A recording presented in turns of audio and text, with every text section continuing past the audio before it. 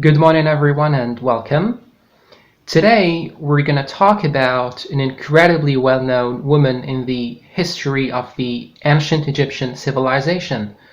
So today's video is going to be about Queen Cleopatra. Throughout history there have been many queens bearing the name of Cleopatra. However, the most famous queen that so many people are so familiar with is Queen Cleopatra VII.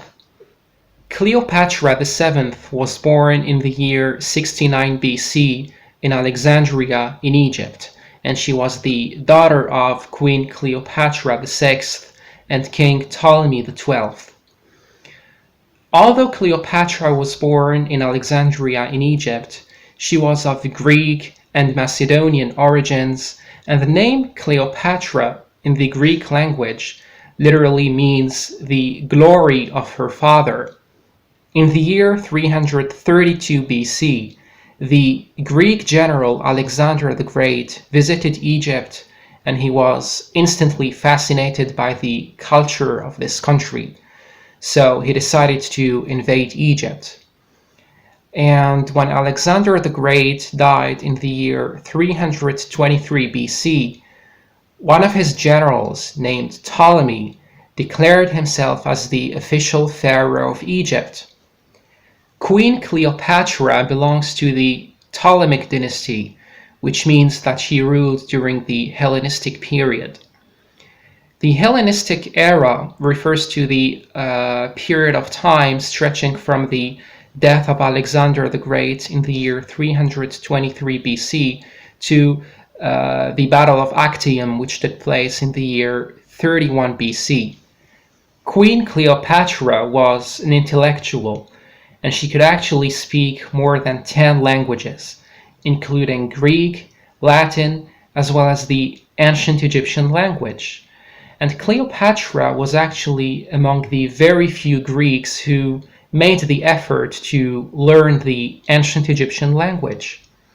And we know that Cleopatra lived in Alexandria, so she could, let's say, actively interact with foreign merchants and tradesmen. So in this way, Queen Cleopatra contributed greatly in building up or, let's say, promoting the economy of ancient Egypt. Queen Cleopatra was an incredibly talented and beautiful woman, and she is said to have claimed herself to be the embodiment or the reincarnation of Isis, who is the Egyptian goddess of motherhood and healing. Queen Cleopatra ruled over ancient Egypt for nearly 2 decades, from the year 50 BC to the year 31 BC, alongside her brothers Ptolemy XIII, Ptolemy XIV, as well as her son Ptolemy Caesarion. Queen Cleopatra is also known for her alliances with 2 of Rome's greatest generals, Julius Caesar and Mark Antony, who is also called Marcus Antonius. Queen Cleopatra was actually married to Julius Caesar, and they had a son named Ptolemy Caesarion. And when Julius Caesar died in the year 44 BC, Queen Cleopatra married Mark Antony. Julius Caesar died, but he already had a stepson or an adoptive son named Augustus or Octavian. And so Octavian was normally the legal successor of Julius Caesar.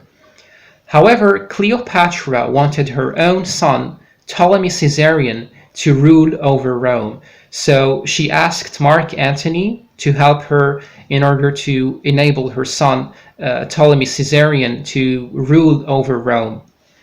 Queen Cleopatra and her husband, Mark Antony, gathered their military forces and armies and fought against Octavian. The battle which opposed the forces of Cleopatra and Mark Antony against Octavian is called the Battle of Actium, which took place in the year 31 BC in the Ionian Sea, which is part of the Mediterranean Sea. In the Battle of Actium, Queen Cleopatra and Mark Antony were defeated, and the Roman general Octavian emerged victorious.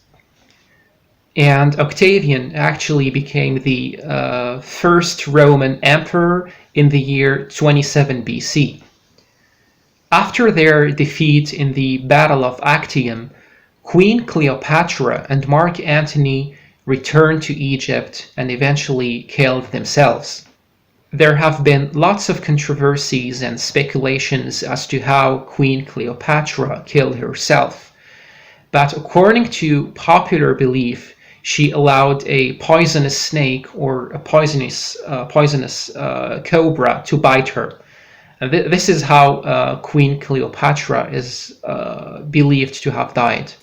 So, in many ways, the Battle of Actium is believed to have marked the decline, or the end, if you will, of the ancient Egyptian civilization. And that will conclude today's video. If you guys have any questions, please feel free to ask them. And thank you so much for your attention.